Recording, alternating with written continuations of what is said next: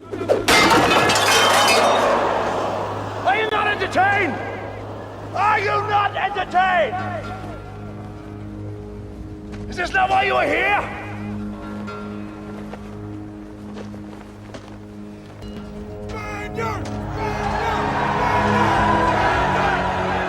Prime Minds, we are back. This is episode 7, and forgive us for the time change a little bit. You know, some folks got some IRL things to do, so we're just a few hours behind. So if we're off a little bit, just give us some grace. Oh, also, happy Mother's Day to all the mothers out there. If you're a son, if you're a father, wish your mom, wish your wife happy Mother's Day. Buy some flowers, all of the above. Show them some appreciation. But we're here. We're back. As you know, this is King Dav. I'm here with my buddies by the Dip, Z Mackin, Vita G, Bunzaga, and we had some developments this past week, boys. Looks like the white paper came out. Let's go around. What's your overall feeling about the white paper? How are you feeling? And then there was also a game leak. What are y'all feeling about the white paper dropping the game leak?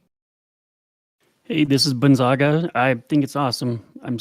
I think it's wonderful that they came out with the white paper. They came out with game leaks. They came out with a bunch of lore.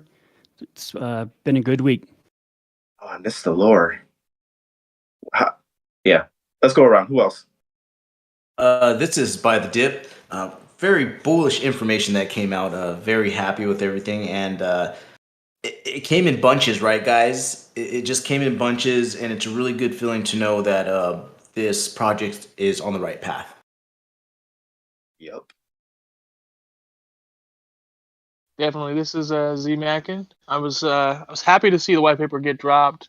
They had a lot come out this week. A lot of stuff for us to talk about, and excited about what I saw. It's very basic, but it gets across the information that we needed to hear for right now. It gets us our appetite satiated for the time being until they can get a little bit more information in there and get a full blown out on us. So I'm looking forward to more. Always more.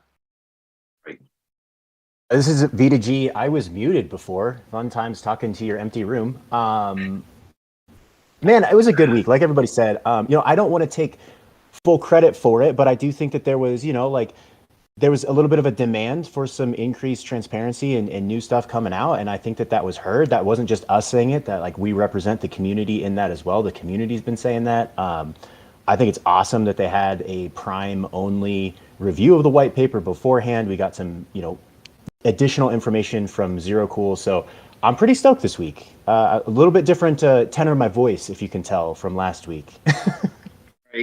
Right. Yeah. We're always glad to see some things. I think, all the questions we had about what's the next steps, what is the game looking like, what's set in stone, what's speculation. A lot of that was answered. Oh, the white paper, what is today? Saturday? I forget the date. May 7th. Am I right? Holy shit. What's the date, guys? Do you guys know where the white paper is listed? I'm trying to find it. Yes. Put it up. It's an announcement. Let me share the document to you guys. Mm-hmm. But King Dad, it is Saturday, May 7th. Yeah. Good. Okay. Saturday, May 7th. Thank you. Look, I forget what time zone we're in. Look, and the fact that this show is a few hours back, I'm all messed up here. It is Saturday, May 7th. It's 3 days past the white paper drop. The Prime Eternal holders got the preview with the legendary Zero Cool going through the preview of the white paper, but the actual white paper dropped on Thursday.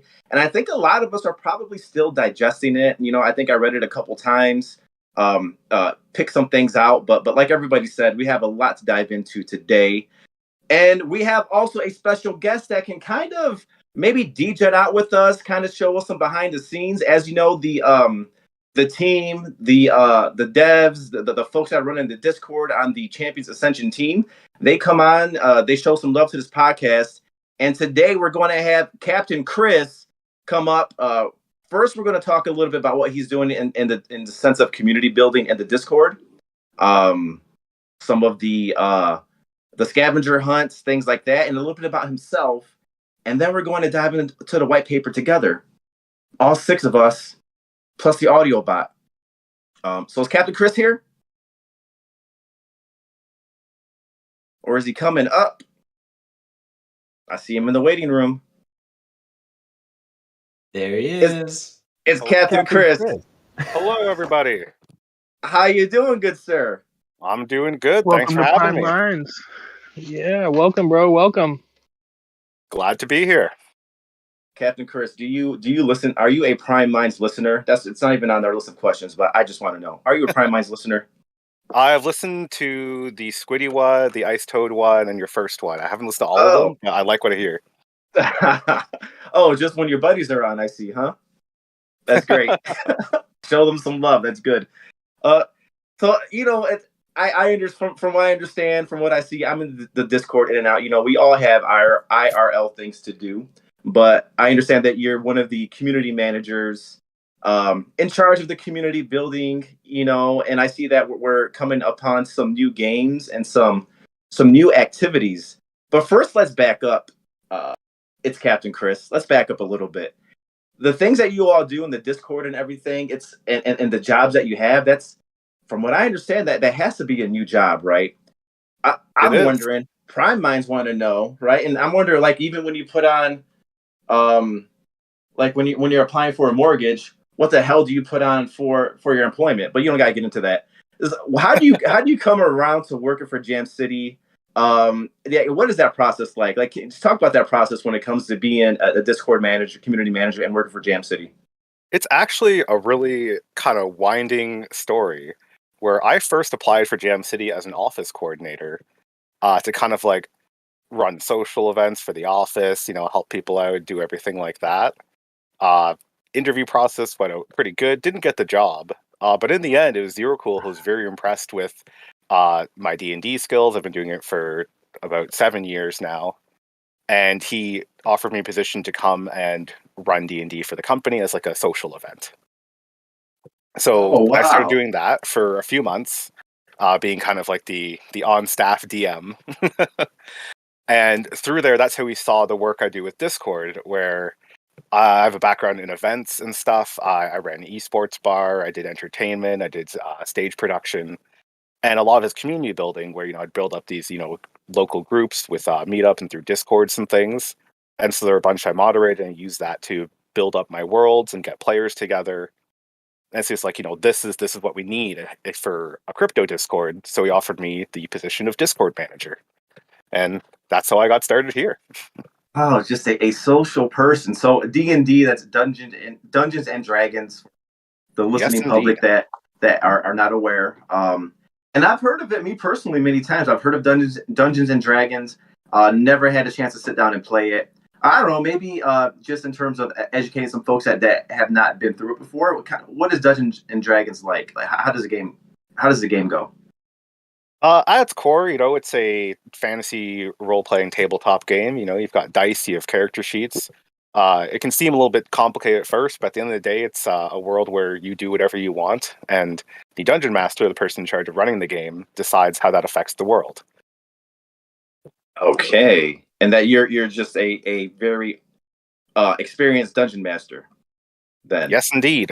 My longest running campaign is about 7 years long right now.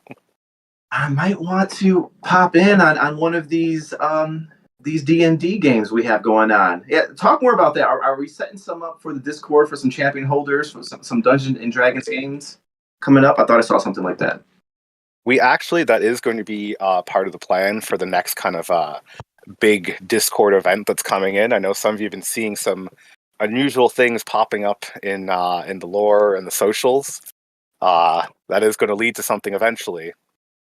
And nice. The result of that is going to be a modified game of D&D that will actually have players from the server are going to come in and play a canon storyline, and they're going to make a choice that will affect the main course of the game. What? Does that have to do with the scavenger hunt that you guys have set up? It does Can indeed. you elaborate a little bit more about that? Yeah, so I can't give too many details because we're still setting up all the pieces to the puzzle. So if you haven't solved anything, don't worry. There's no solution yet. We're just dropping clues. Gonzaga is on it, just so you know. Our local genius. I know you have the genius. I'm seeing clues everywhere. He sees it all, and we're diving into it. I'm sure you've So. got your cork board with the strings and the pictures. Yeah. But yeah, it's going to be very exciting. It's something I've been working on with writer Ryan. It's been very cool, like, work together on this. And once it's done, for the first time, I am going to be locking down house membership roles because we are going to be competing between your houses. Ooh. But okay. That has absolutely nothing to do with guilds then either, right? Yeah, we had started the writing process before the guild really started like becoming a presence on the server, and I did consider it. Maybe in the future we'll add like the option to have a guild as a team. But for this one, because we'd already done like the story for it, we decided to just make it the houses, and also because not everyone's part of a guild and we want to like everyone compete. But definitely in the future, if we do like more like team events like this, I would be down to allow a guild to essentially form its own team to compete. Mm-hmm. How does that game? Where does it happen at? Is it on an audio? Is it on the Discord? A D&D game? So that will be a live stream game. So I use a tabletop platform called Astral Tabletop, where essentially you just sign in and you get to move your character around and you see what your character sees. So I've been building the maps myself of the location it's going to take place in, which is still a secret, but it's a very cool place that you guys have not seen much of before. And it's going to be a pretty cool adventure where I'm going to essentially, whoever wins, I will turn your champions into a playable character for D&D, and then you will get to decide what happens with a pretty major decision in the history of Messina. Okay, and is there one winner that comes from a game like that? So essentially, like the people who win the scavenger hunt, they will be the ones playing, and this will not be so much they'll be winners. Like you don't win D&D so much as you'll complete the adventure. What's exciting is that then those champions will be part of the main canon of the game. If like what they did, that will be part of the lore. So if you got like a cool like Karkadon, it'll go into like codified lore. It's like this specific Karkadon went here and did this thing, and that's why this exists in the game right now. And a quick question: is that going to act like And I know we do a lot of speculating here. Is that somehow going to be connected into the real game eventually? Potentially yes, because it'll affect like sort of the way the storyline is going. So it's hard to talk about saying what the choice is, but I'll say like yes. and I was a real big fan because I was here for the Rebel event, right, where they cut off the fruit, and then the fruit was like 15,000 Messina coins, right? It was all crazy. That was actually one of the most funnest times I've ever had in any Discord. And I was wondering, are you guys gonna have do you have an event kind of like that planned for Discord? So the plan is that this event will be similar to that. Once we actually spin up like the teams and stuff and have the channels, there's going to be extra stuff happening and like stuff hidden within the Discord. And once you guys really start competing, I think you're going to see that rivalry and the mystery come back to it as the different houses fight to decipher clues and look stuff up. Wow, I could dive in. Yeah, because I was a little bit new. I got in right before the minting, and I missed that whole the rebels throwing the fruit to the at the emperor. But I heard a lot about it. Unfortunately, I missed it, so I'd like to get back into that myself. Yeah, I'm pretty jealous too because I was a member of the Discord, but I didn't follow it very frequently, and it all happened without me even knowing, and I feel like I missed my chance. Yeah, I'm Chris, really looking forward to this one. It's going to be exciting. Awesome. And I'm curious because I do see, this is related to By the Dip's question, but I think it's slightly different because he was talking about like, will the lore storyline impact the game? But I'm just wondering, like those Discord tags, like people who are here for the Rebel Alliance, they have those Rebel tags. Like, will those impact anything related to the game, or like can we like assign that to specific Prime Eternals that we hold or something like that? That's something that I've discussed with the team, see if it's possible. In theory, like it's something I would like to do. I don't know how feasible it's going to be. Just because a little bit of difficulty. Essentially associating a wallet with like a Discord account at times.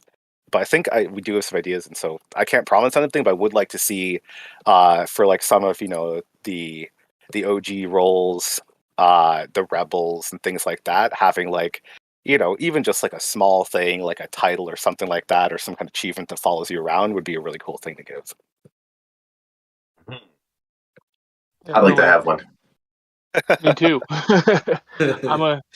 I'm a completionist when it comes to games. I like to get all of the gamer tags, all of the achievements completed. So anything like that would be something worth grinding for in the Discord, right?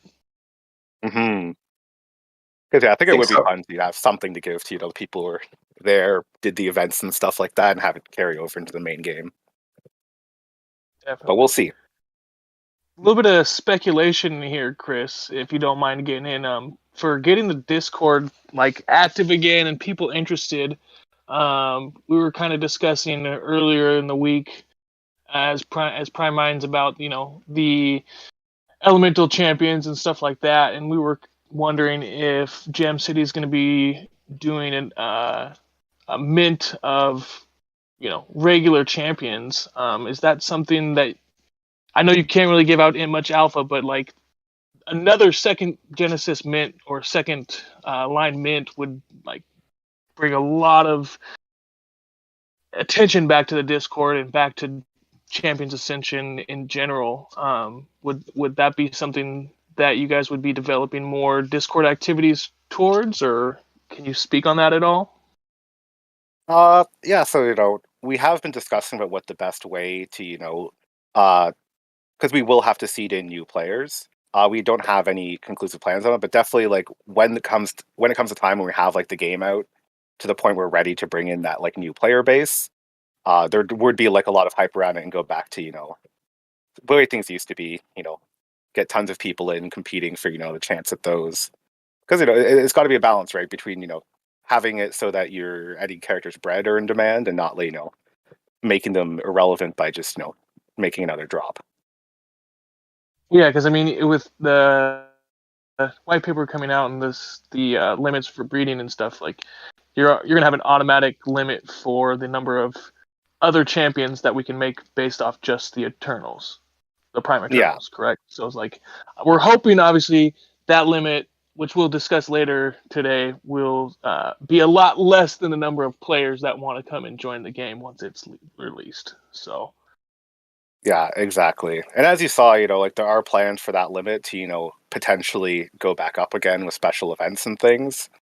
And, it's because as we've seen other projects, if we'd rather give it less breeding and give more later once things work out than overbreed at first and have way too many champions.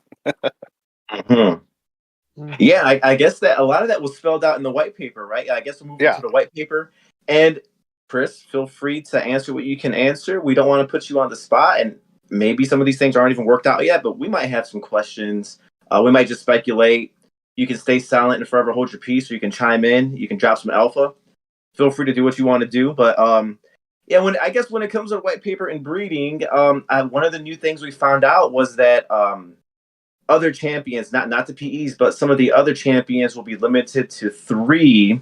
But once they ascend to different levels, they'll be able to breed 3 more.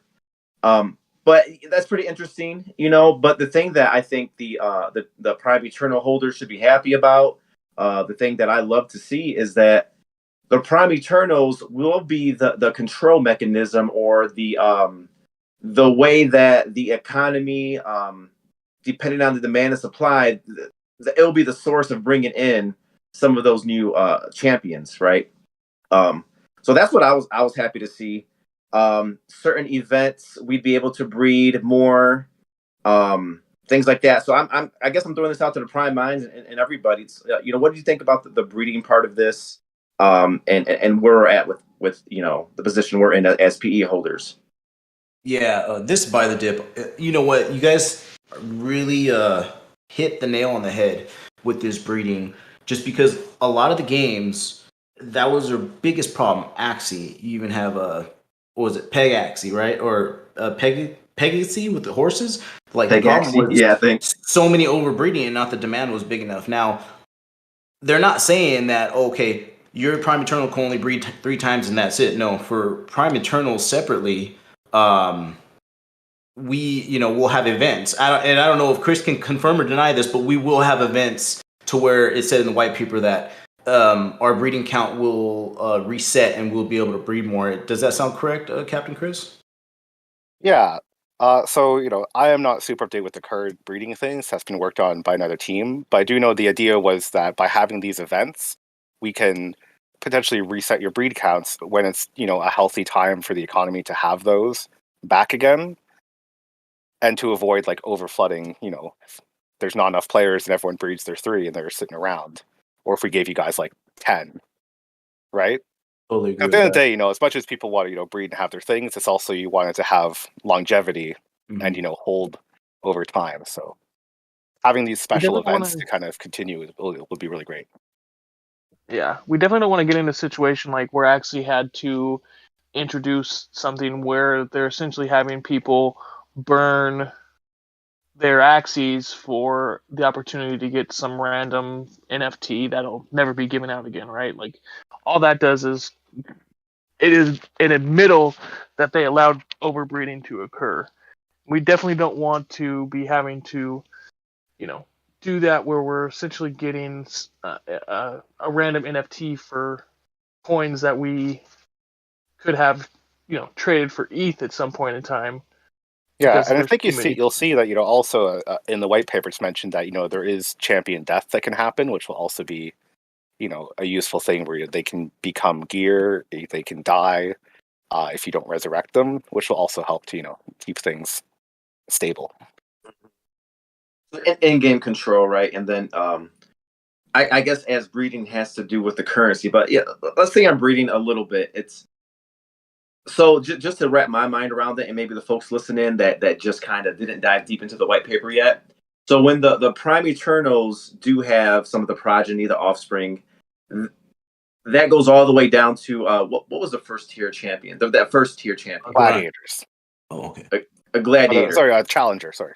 Challenger.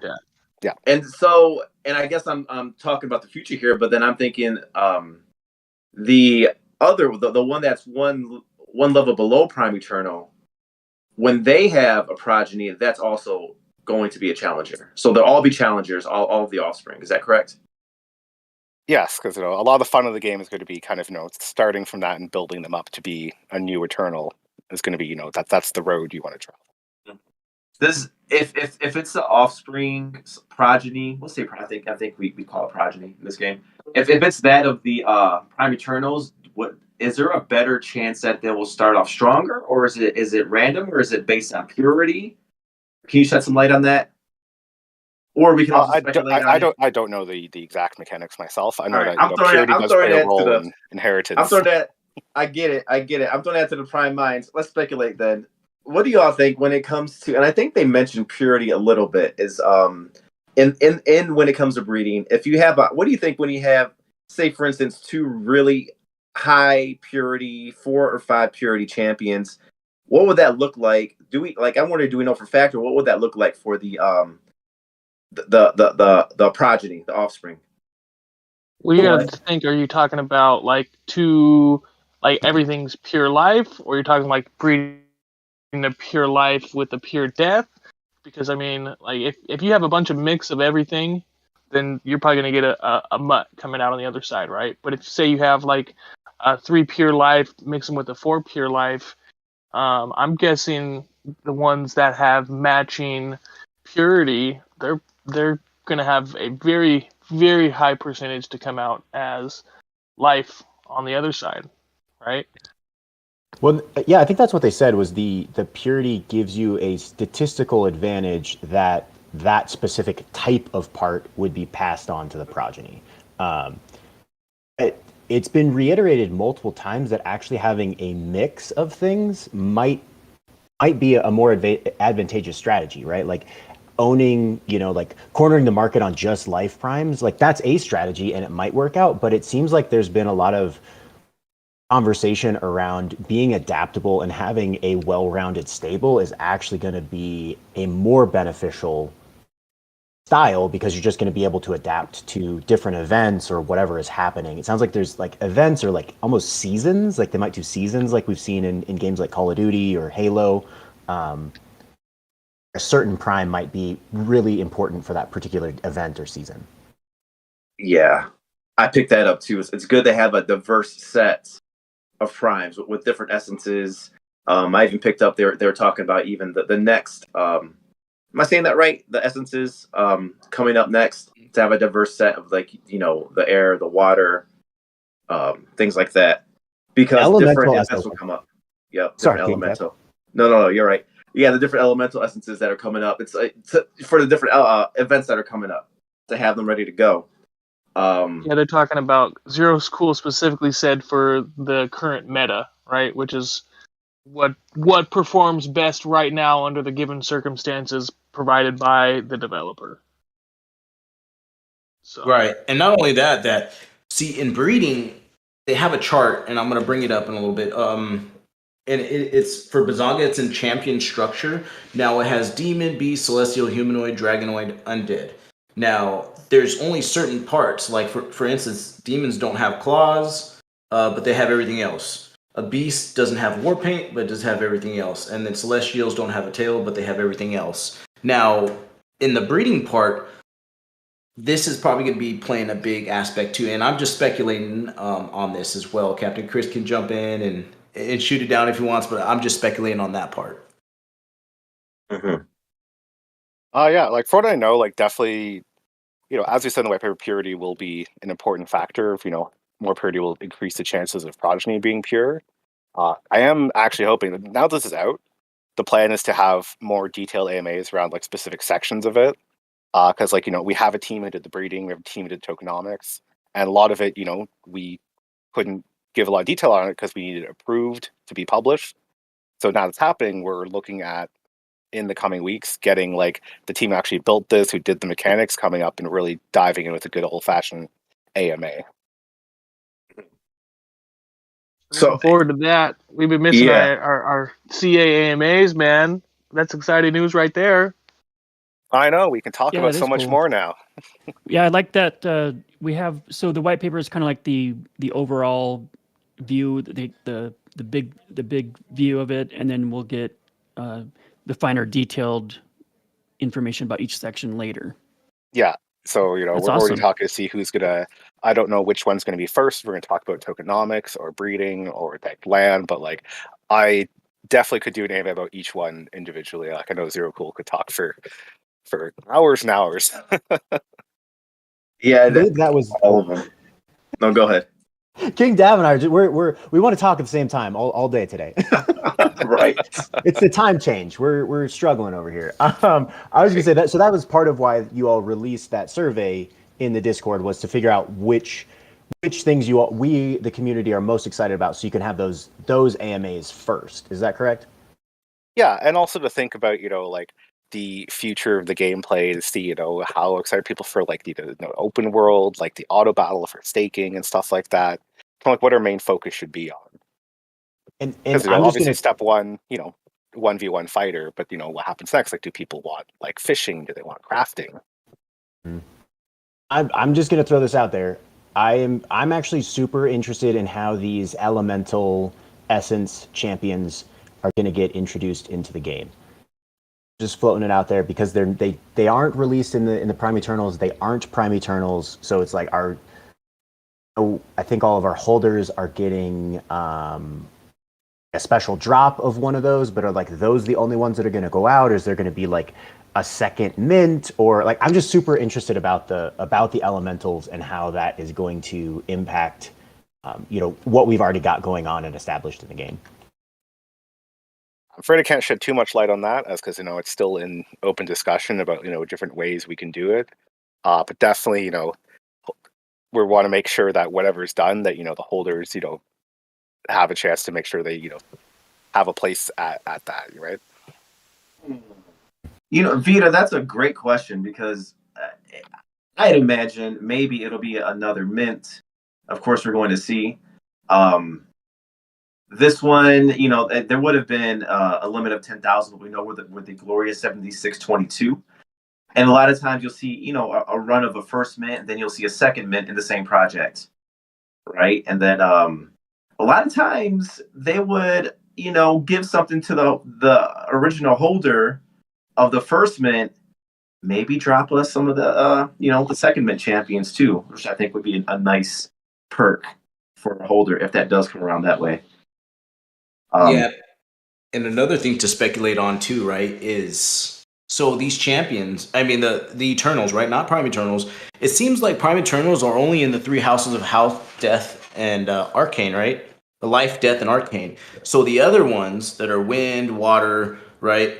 When it comes to breeding, and I'm just purely speculating from what I'm seeing, that us, the Prime Eternal holders, seem like it's going to be responsible for providing the life, death, and arcane regular Eternals. You know what I'm saying? I know everybody starts as a challenger, but if your challenger can have a life, death, or arcane essence, because the other elementals are going to have earth, they're going to have water, right?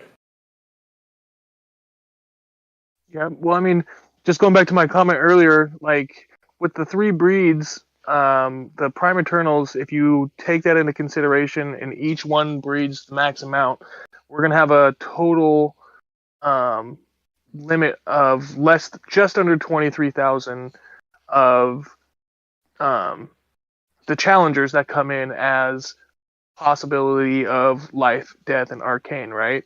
And those are going to be, since champions can only breed with the same tier champions, those are going to be the first ones that will be able to mix in with the elemental champions, right? So we'll have those original about 23,000 fully total, because if you look at the first 600 minters perk, each one of those 600 people are going to get a regular essence or an elemental essence champion, right?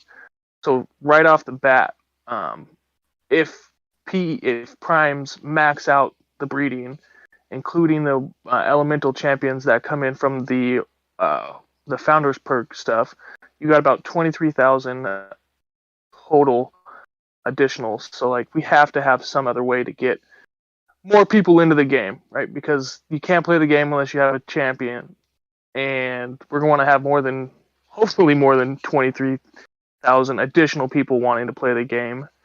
But those are going to be the only ones that have life, death, and arcane. And it's going to be up to those to essentially spread their seed, get through the different, the gladiator tier and the eternal tier, so that we have the opportunity to have the mixture of the elemental and the life, death, arcane traits mixed together. And maybe that's, as King Dav said, maybe if there's a perk for those who are holding the originals, maybe we get an extra breed count. Like it sounds like there's going to be mechanisms to allow the Prime Eternals to exceed or renew their breed count kind of whenever. There was something in the white paper, and I'm sorry I don't have like the exact. It was something about like the program itself will kind of determine what needs to happen, right? And so it can kind of, the way that I read it was kind of like it can ramp things up if there's, way more demand than supply, or it can turn it down if you have the inverse happening. And so maybe that is something where they allow us to have more breeds in the beginning as an additional perk as they're releasing these new ones. Well, it also kind of would depend on if they what the whole beta system is, right? Because that was supposed to be one of the perks of minting a Prime Eternal, is getting the opportunity to get in with beta. So if they allow us to, as a Prime Eternal holders, start breeding our primes to begin with in the beta, we could and then they do a reset on your breeding before the actual game goes live. Like that's another way that they could increase the population for the people who are wanting to play at live launch. Mm-hmm.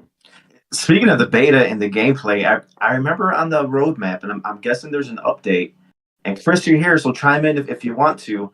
But the land gameplay and the staking was to come out next. And I guess, yeah, Chris, is that still the case? Is there an update to the roadmap? Will the land gameplay, will that be coming soon, or is that still the next thing that we'll see? So I know like staking, like we don't have a comment like when it's going to happen. It is moving forwards faster now that we have the white paper out and like the way we want to move ahead is approved.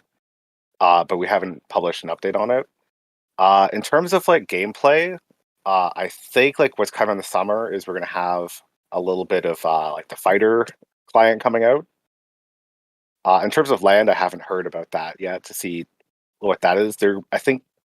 Well, you've seen some of the potential, like the land gameplay in the sense of we have the social system done in last week's the Thursday leak. You saw that we are able to have multiple champions in like a single space with the voice chat and emotes. Yeah, So yeah, that is going to be that was something nice. that is being worked on actively, and I think maybe even might come around at the same time. Mm-hmm. Oh, now that you mentioned it, yeah, that game leak we talked about a little bit at the top. That game leak was awesome.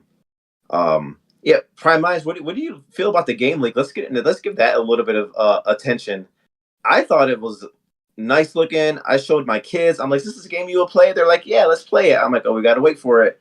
It looks like a really cool social area. The champions were just partying. Looked like some exclusive club. They were hanging out, I guess, before they went to go to try to kill each other in the arena. Seems like a neutral place where you can just chill and be peaceful. What do you guys feel about that game leak? This is by the dip. I love it, like because it was only showing it at 30 FPS, and I'm sure they were just testing it. It's gonna be at least 60 FPS. But I mean, even with 30, it looked great. Like the way the Ilgrim moved, the moves, the body, the hips, you can actually see the hips moving. That's a quality game right there. Yeah, I was so excited really we got cool. to release this to you guys because I've been seeing like the progress on like the in-engine social stuff for a while, and to finally like have it in front of the eyes of like the holders and stuff to see that not only we're building like a great fighting game, but this is going to have like the actual world that you can exist in like as your champions and like walk around in. I thought that was awesome. I thought it was super cool that you can like have voice comms and you can talk to each other if they're in proximity, and just that there's all this like dancing and a jukebox, and like you can look out the window and see the moon out there, and there's all this stuff going on aside from just the combat arena. It'd be nice if we could have a damn bar fight. Someone talks some shit, tries to talk to your girl, and you just bust a bottle over his head. What do y'all think? That might be in the taverns down in another area. That definitely looks more like a chill spot right there. I think that actually looked like one of the Moon Palace, like the behind that. Oh yeah, kind of that like was the behind the 7622 door where that might have been right there. that was more exclusive. Yeah, that's going to be my place when I build some land. I'm gonna build the place where you find the fights, get drunk, and just start a bar fight. No, you know what? Let's get back to it. Even the white paper. The first thing that jumped out to me was actually the blueprints. I think this was the first mention of a blueprint, which will be the way that you'd be able to build the weapons. Some of the in-game assets and the buildings on the land. Prime Minds, what do y'all think about the concept of the blueprints, which are NFTs themselves? What do you guys think about that? I thought it was pretty cool and familiar. I've seen blueprints in EVE Online, and then World of Warcraft, and like a lot of other games have crafting recipes. My only question is there a count to how many times a blueprint can be used? Oh, Yeah, it kind Captain of Chris, said what do that you they're think? going to be. No, It's sorry. not something I can comment on. I do not know. Speculation. What's going? Yeah. What do you think? Back to us. So I remember reading that there are going to be limited NFTs, right? So that to me would tell me that like you're probably going to have the option to build only a specific amount, because like say you go and do one of these challenges that's a I'm guessing, so like they're talking about having like full land game and full open world stuff next year. So let's say one of the first things that we have is like a Valentine's Day. Like if you go out and you get like some weapon that's related to Valentine's Day, they don't want to be able to just print an infinite amount of those, right? But then again, if you go out and you're building, you're just attacking a dungeon and you get something, or you win a blueprint from an arena battle, they also don't want to be able to have the opportunity to mint 1 million of a regular weapon either. So I think it kind of goes without saying that these NFTs are going to be a very limited print. Like some of them, you're probably only going to be able to use at one time only. I think it could be, but go ahead, Dip. Oh, Go ahead, so. and a big thing is that what's their titles? Like, you know how like I play a lot of Call of Duty, guys. So they always have skins, legendary skins, rare, comic, epic, right? Are these blueprints going to be legendary blueprints? Are they going to be epic blueprints, common blueprints? Maybe the common ones you can do, you know, maybe it's just a common axe to chop wood, right? You'd be able to just keep building those, but something like a legendary diamond axe, you know, that you bought with your diamond coin, maybe you would only be able to make that one time. Like more rare, or there's different ways. This might have been why it took so much work to dial everything in, because even with the tokens themselves, you're going to have enough tokens to make these things. So you can have the blueprint. Say it's the most rare thing that you have to build. It's one of the things that I want to make more rare. They can really just make it more expensive to build it, and you don't necessarily have to use it once and then the blueprint goes away, right? Or burn the blueprint to use it. So there's different ways you can dial that in. It would be nice if, I guess either way it could work. They either make a lot of blueprints that you use once and they burn, but then they'd have to make a lot more blueprints, or they make a lot less blueprints and just make things more expensive to build. But the thing I like about it is they're NFTs themselves. So you can, and it's so funny because say for instance, you have a blueprint for a weapon or for something you want to forge. You can sell that blueprint itself, or you can make the weapon and sell it. So there's different ways you can profit off of that. And then there's different ways to get the blueprints, from what I understand. Right? Talk more, because I'm not even sure about the ways we get the blueprints.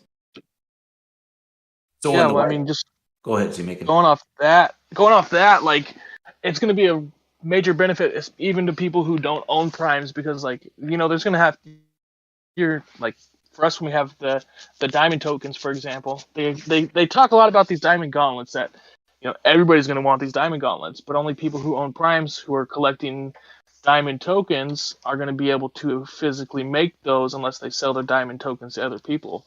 But, like, say you're a free-to-play person, you go do a quest and you get a diamond blueprint, you could then turn around and sell that to a prime holder for the prime holder to be able to create.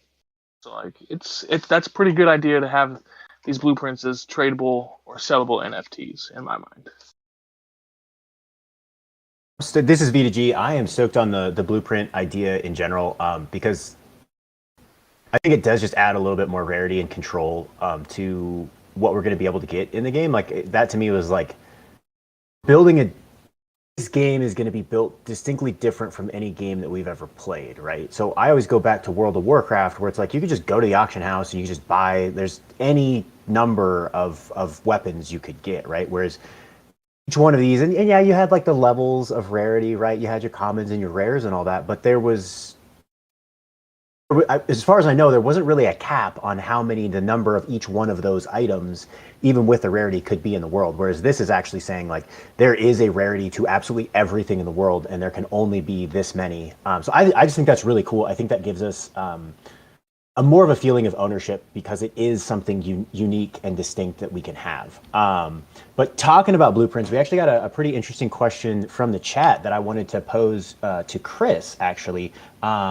One of our community members, LT, or the Shark, he goes by many names. He's very active in the Discord. But he was wondering... LT, what's up?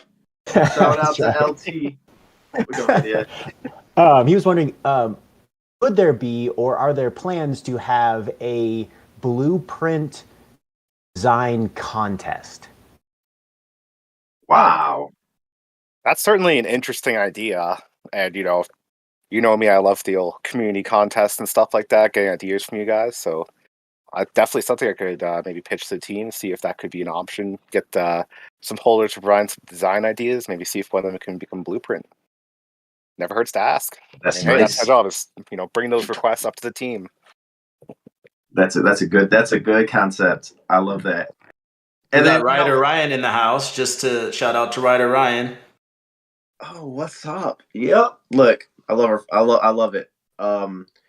The blueprints definitely has to do with the land. The land is a big draw for me personally. Like I can't wait to look at the whole map, figure out what land you want to get, figure out where you want to have your land. There's a lot of different dynamics with that when it comes to even partnering up with your guild, determining what you want to do in certain areas, and just the idea that you can form the Messina. You can make it what you want, especially if you partner up with people and have different things on your land, different locations. I The four that were spelled out in the white paper was dwellings, like I guess residential areas, a house to live in. Don't know what kind of in-game advantage that would bring, but I guess a house. The shops. I'm thinking building some items, selling some things, making some currency that way. Forges and mines, which again, you'd have to have the forges or mines to get the material to make these different in-game assets. So the land to me is great. Spelling out some of those things, and I think even other options of building different things on the land.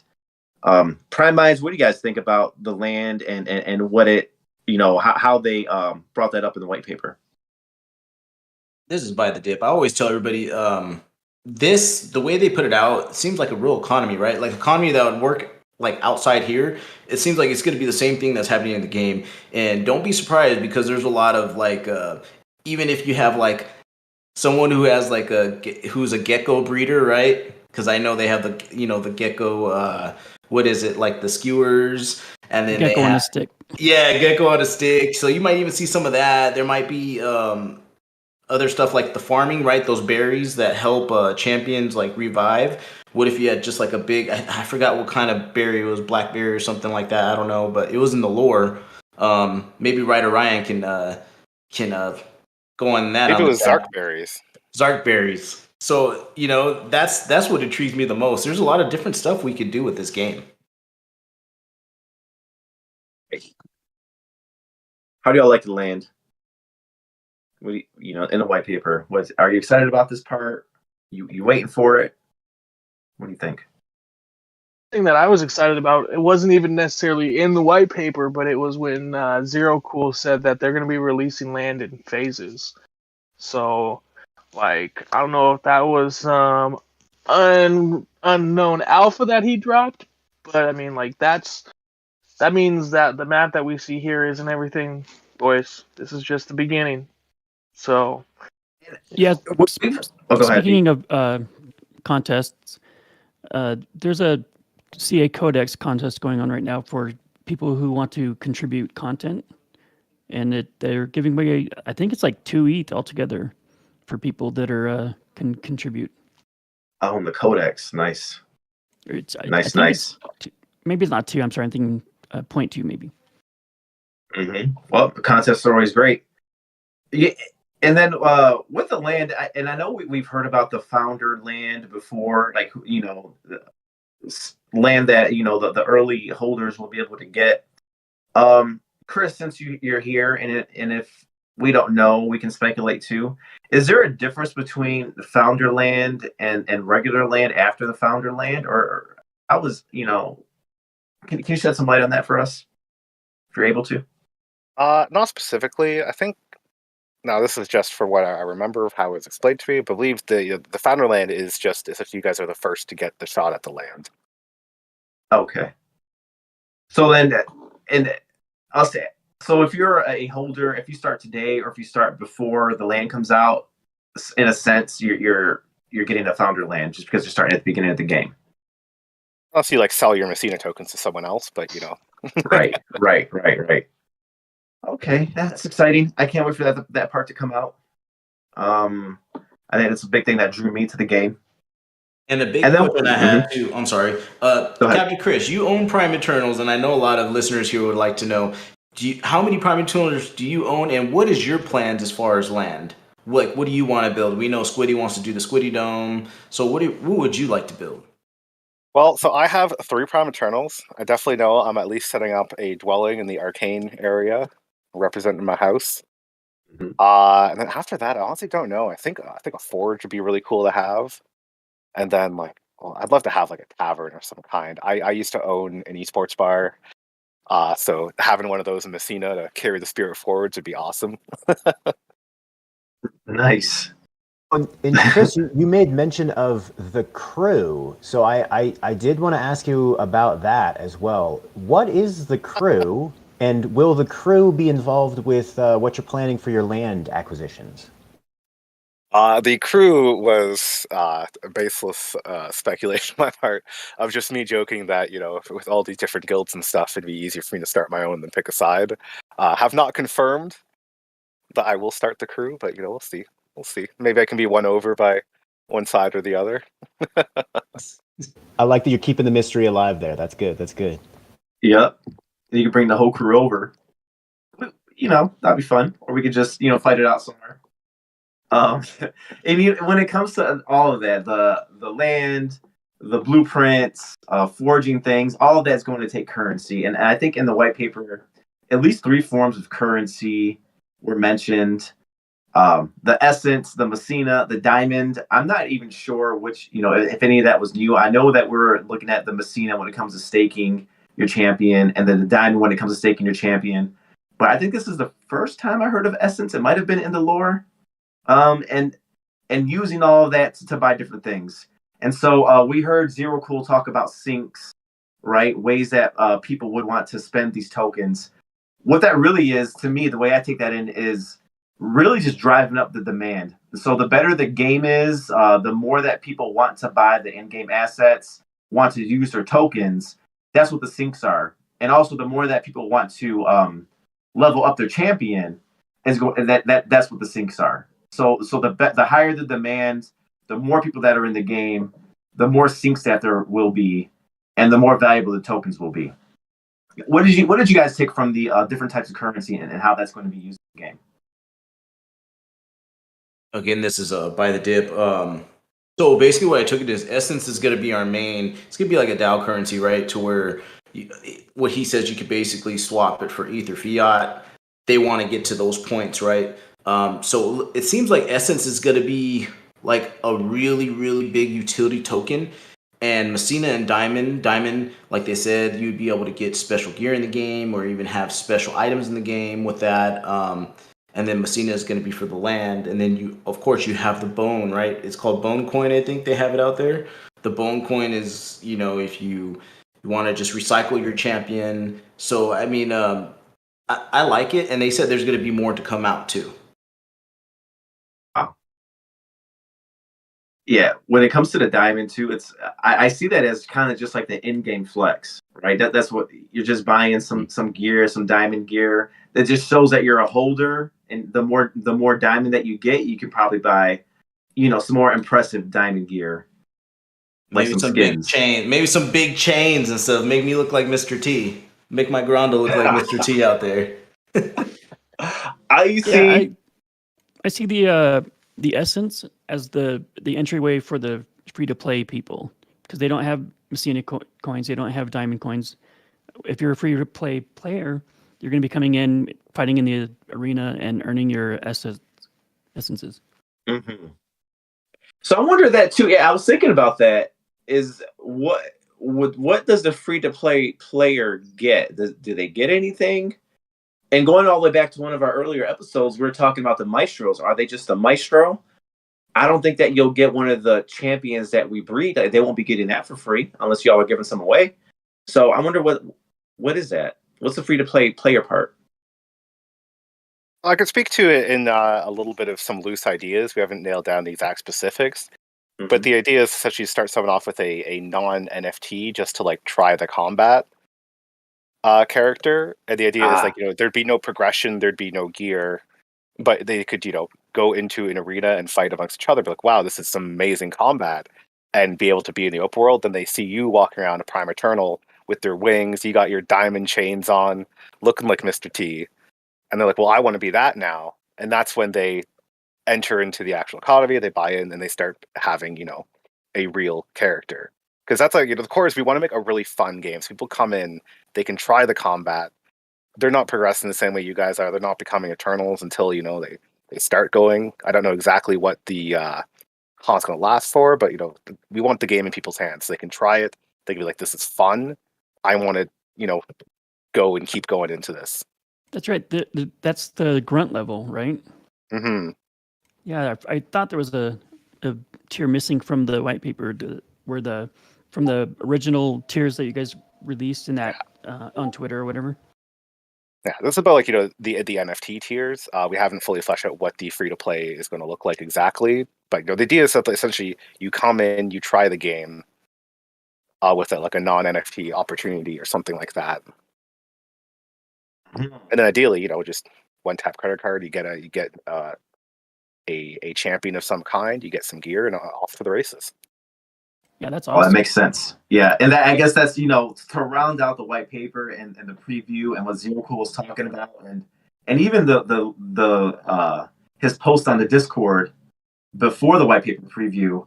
He said that a lot of things were worked out in terms of making it very easy for just a credit card or debit card to get into the game and start buying some in-game assets and getting into it, right, and spending some money. Yes. So that's amazing news. Folks coming in, so it depends on if the game is drawing people in. They don't have to go through the whole back door, the whole infrastructure, Web3, setting up your wallet part. They can just pay the money and start playing, with the rest of us right there. So that's a big development. And then even looking into it more, it looks like there's a whole exchange, like in-game exchange. Also, because I remember Zero Cool saying that we'd like to accept different types of currency, not just ETH, different types of coins and different types of fiat. So very open in-game exchange and accepting just the regular credit card and debit cards. How big is that, Prime Minds? What are your thoughts on that? And we're gonna round this part out. This is V to G here. I think this is absolutely massive, man. We know that we just received version 1 of the white paper, and it was, we know because it has a version thing on there, but also because Zero Cool said it, like there's going to be updates to that. But there was a lot of conversation about future material from what you could read in version 1, about having exchange, about potentially having a DAO or governance token, about we have this initial chain that they're going to run on, but it sounds like what I read, Jam City is developing their own chain that would then make all of this a lot easier. So I think this is absolutely awesome. Like I'm super bullish on this because it seems like Jam City is doing everything they can to make this as simple as possible and to have a lot more of this what to a lot of people is cryptic and time-consuming crypto stuff happen in the back end where people just don't have to think about it at all. And that includes having exchange. Having exchange is massive for that. Just being able to switch between whatever you need to in-game and having that run seamlessly makes everything so much smoother. Yeah, this is by the dip. I really like it because mass adoption means what? Mass players, right? The more players you reach. There's a lot of people that it's just so technical to hook up a MetaMask wallet, get ETH on it, swap it, or do whatever you need to do. That's a lot of steps that people don't want to take. And the great thing with this game is they're making it accessible to people who don't know anything about crypto. And that means more of the masses come to us. Now, I think a lot of that exchange is going to happen on that L2 platform, which I found was very interesting that they announced with it was a Evamos. And I read up a little bit on their website too. They're a legit chain, been around for a while. They're a side chain to ETH, Ethereum. So I'm very bullish on that. Yeah. The layer 2. I've looked into a lot of layer 1s, layer 2s. This first time I heard of that one. I didn't dive into it a lot, but I think Zero Cool said it's gas free, or is it low gas, or is it gas free? Low gas. Did he not say gas free? No, they did say gas free in the white paper. That was one of the big things I took away from it. Was they are working to make the exchanges between the coins in the game gas free, right?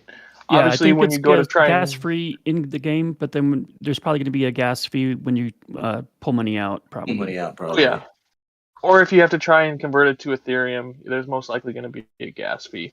But that was one of the big things that I kind of took away from this was between the information we talked about last week with the Zero Cool talking about all the regulatory hurdles that they went through before they thought they were going to have to. Them talking about wanting to do everything essentially for people so they wouldn't have to have their wallets. Or they wouldn't have to have a custodial wallet or non-custodial wallet, which is what we all have our primes in right now, right? Like a MetaMask is a non-custodial wallet because you own the keys to the wallet. But essentially, from all that information, it's kind of hinting towards the fact that Jam City is setting up its own custodial wallet in game, right? So they will essentially have control of the wallets for anybody who doesn't already have a non-custodial wallet. That means that they're essentially setting themselves up like another Coinbase or Crypto.com or Binance, but in-house. That's huge. That is huge because that is them saying that they are setting up their own exchange. And that is pretty much one of the only ways that you can get around being able to do crypto purchases with debit or credit cards, right? Or fiat in any way, shape, or form is to be your own exchange. So, like, between the white paper and the announcements from Zero, like, that's got me so bullish on Jam City, on anything that Jam City's making right now, if they've got that already under wraps. Like, what other game company out there is its own exchange, passed through regulatory hurdles in the United States already? Wow. I love the way you just put that. It has me imagine that they already have the infrastructure in place to build big, to scale. It's set in place, infrastructure is there. All of those systems and processes are, at least in place or at least has the green light. And now they can just start to expand and scale. So that's nice. I'm digging it. I'm bullish. I know we all are. All right, Prime Minds. Look, we you all know the watchers, the people who watch the show, who listen to the podcast, watch the YouTube. We have the Prime Time segment. Today we have a special little treat for you when we come back from this quick announcement. But a special little treat. There's going to be a fight simulator preview, and I want to give a shout out. I'm gonna give a shout out to him right now. P-Ray, P-I-R-R-E. How do we pronounce that? Do we know? I think it's P-Ray. P-Ray, a Prime Eternal holder, made an awesome fight simulator, and we're going to start using that with our Primetime segment. But first, we're going to hear a fight update from the wider world of Messina. And now, Primetime brings you the Sports Report. The weekend saw a major upset in the Messina Pro-Am tournament, where an amateur challenger known as Quick Blade beheaded the Karkadon champion Taurus Tun. A quick blade indeed. In the Vilbrew Mountain Arena, champion Joris the Patient tore off a Whisperer's arm and devoured it. No word yet on whether the Whisperer will continue the tournament. A wild animal killed former champion David Bravestone. This happened while he was trying to announce the beginning of a match. A bit rough out there in the outer territories. Watch yourselves. And home team favorites, the Brute Squad, again beat all visiting challengers. The remnants of the away teams can be picked up in the butcher shop by their former maestros. Our condolences. Fucking around. Well, and you know that's what? a wrap. Shout out, I don't know See if you in y'all the know, but Coliseum. Vita G does all of our voiceovers. Shout out to the homie Vita G. That shit is amazing.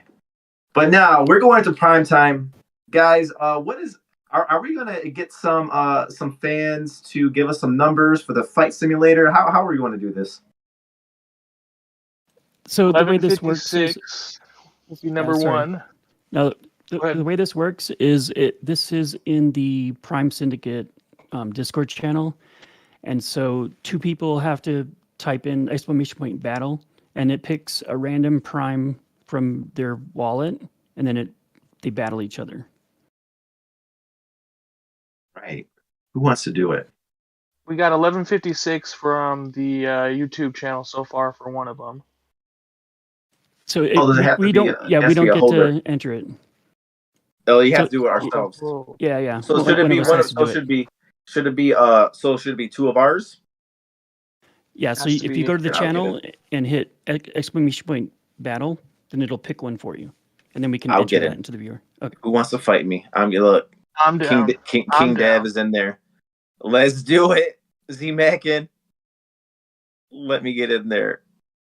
Number 7438 and 1694.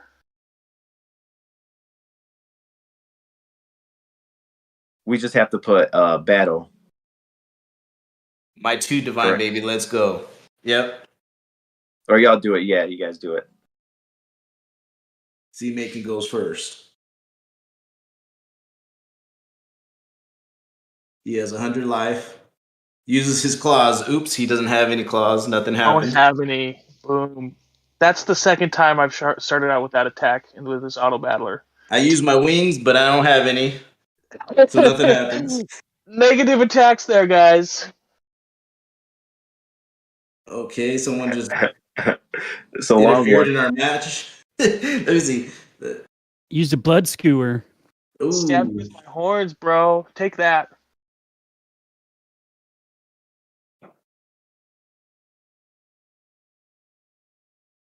Z Macon uses his tail for 8 damage against me.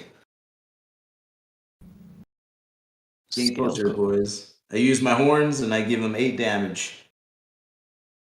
I I have really the like Gondo. using those horns. There's my divine horns. In the battle finally with some divinity.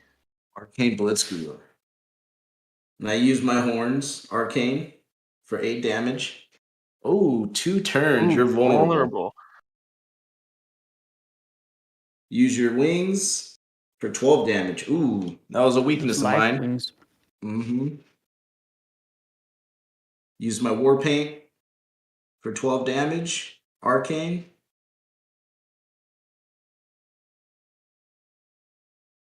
Z Macon uses his divine horns on me, 8 damage.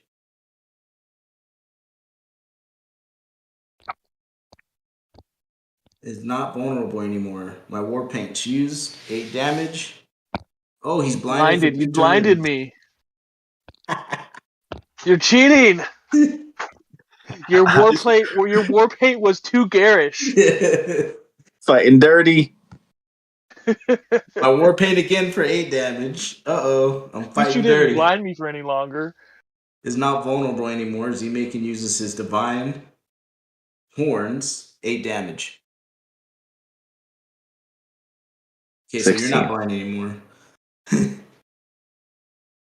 I use my tail to hit you for 8 damage. Yeah. It's a close one. Uses his rare war paint, hits me for 8. Then I use my common tail, and I get him for 8.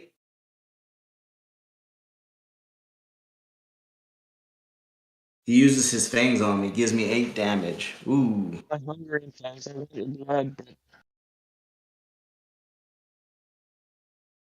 Uh-oh. Here we go. LT put it. LT He's gone. watching.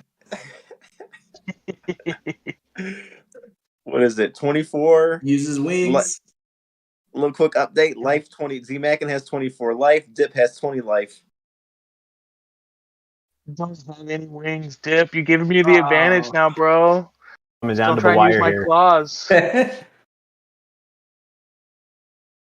Oh, 8 damage. Got that war paint again. That rare.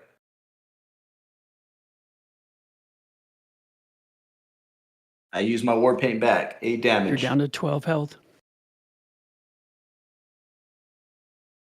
Ooh. Damn. Oh, no. Blinded. Oh, I'm my done. garish war paint. Oh, You got me. that's it. I think that's it. Out of Dip 4. Oh. Blinded.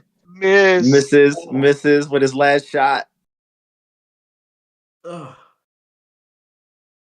Z-Mackin has Damn. 16. Beat me. Z Mackin won. Z-Mackin blinded him and killed him. Hewlett says, Get get wrecked. wrecked. Get wrecked. That was a great Just so fight. you guys know, that is my first win in the auto battler. So, Shout out again to Prime Syndicate member P Ray. That's an awesome auto battler. I fought once last night. I think I won. I got lucky. Does it choose a random one that you're holding? How does that work? Because I know I didn't choose. I just put battle. Yeah, and a random one. it picks a random champion from your pool that like your wallet that you've linked in Discord, and then it'll challenge the other person and picks a random one from them, and then he has these little kind of basic percentage of chances. Like if you use your tail, it has a chance to stun and stuff like that. Yeah, I seen that. I got lucky because it chose my best fighter, and I mopped somebody up last night. I had like almost half my life still. I forgot who it was. It was my first time using it. That's amazing. Shout out again to P Ray. That's amazing. I have a quick question on this. Yep. So, which one was by the dip? Was he the Whisperer or the Grondel? The Grondel. Interesting. So you have Purity 2 divine. D2, and he had Purity 2 D1, but yet you lost. Yep. Interesting. It's not just based on P&D. There's some skill involved, some luck. Captain Chris, what'd you think about that little auto battler if you were to see it? And that's pretty awesome. Like, love to see community building stuff out like this, finding ways to, interact with their champions, build a fun story around it. Love it. Was that on our YouTube? Prime Minds? Yep. Yes. Were you able to see that? Okay. I wasn't watching. Shout out that, to but Gonzaga for all of his dedicated hard work and making sure that all of you guys can see what we were doing at this time. It's I got the YouTube on mute so I can keep up. You're watching it? Yep. I was watching it right in our Discord. Yep. Gentlemen, this was amazing. Captain Chris, thanks for stopping by. We're about an hour and 13 in. I think we covered a lot. I think a lot of us are still processing the white paper and kind of what that means for the game. The way where the game is going. We're still processing. We're still envisioning it. Captain Chris, anything you want to tell to the community? Anything you want to plug? Anything you want to let us know before we go? So I'll say, thanks for having me here today. It was a lot of fun, and I'm looking forward to getting some more AMAs coming in the near future on some more of the topics that you guys want to dive into in the white paper. So we'll see what the first one is, and keep on doing awesome community stuff like this. This is really what makes the community keeps thriving. Is the podcast, the videos, like everything you guys do. We appreciate it. All right, Prime Minds, let's go around. How are we feeling moving forward after the white paper? What are you feeling like the sky's the limit, I'm sure, but what are you feeling like the near future is after this white paper? Let's go around. Let's start by the dip. Yeah, this is by the dip. Very excited. I think we're literally the pioneers of something big. We just don't know it yet. It's just like you have land and it's just sitting on a gold mine and you don't even know it yet. This is what this is. And I'm going to tell everybody out there, don't sleep on this project because you're going to be kicking yourself in the butt a year from now. By this year, 2023, we're going to be so glad that we made this investment. So just keep holding, man. And very bullish. Nothing has changed with the project. And if anything, they're getting better. At the same time, this is not investment advice. Ain't that right? How y'all feeling? The rest of us. Yeah, this is Gonzaga. I'm super excited. I think all of us have faith in this project, and we're holding on for a long time. And the difference in energy and alpha between the last 2 months and last week is just amazing. And I hope we can keep up with that momentum and letting the community know more information as it becomes available. Yeah, it's awesome. Right. Yeah, Z-Mac, and I'm over here. I'm hyped. I'm definitely looking forward to. I'm always looking forward to next weekend with you boys, another Prime Minds. But I'm definitely looking forward to these AMAs coming out. I'm gonna obviously reread the white paper, a couple times, and just stay active and do whatever we can. Looking forward to this the Discord getting more active again, and I just gotta say it, but win white paper version 2, boys. Right. Vita. This is Vita G. Man, I just had a really good time this morning. Thanks everybody for being here, both in the community, to the Prime Minds, to Captain Chris. We love being able to interact with you all. Love having people from the team on. Dev, how do you feel about announcing next week's guest? We do have a guest for next week as well. So Vita, look, shout out to Vita and Z-Mac, and you all are the one that are reaching out to get everybody on the schedule. I don't think I find out to the middle of the week. Who do we have coming on? You let me know. So next week we have a pretty big guest. Johnny to the Moon Casamessina is going to be on our show next week. We're just going to be chopping it up with him, so you will not want to miss that. I didn't know that was next week already. What? It's next week, man. I was talking to him in the Discord, so he listens in.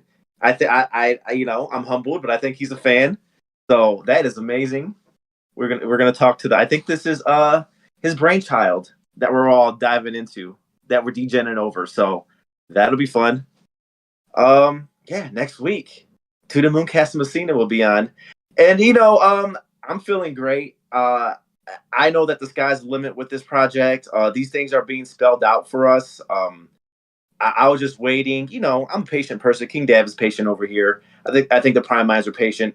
But it's really good to see these things are set in stone and they're written out in the white paper. And I'm just ready to, grab the keyboard and start playing this. So, one last thing. I wanna know why, and this is just a question. We don't need an answer.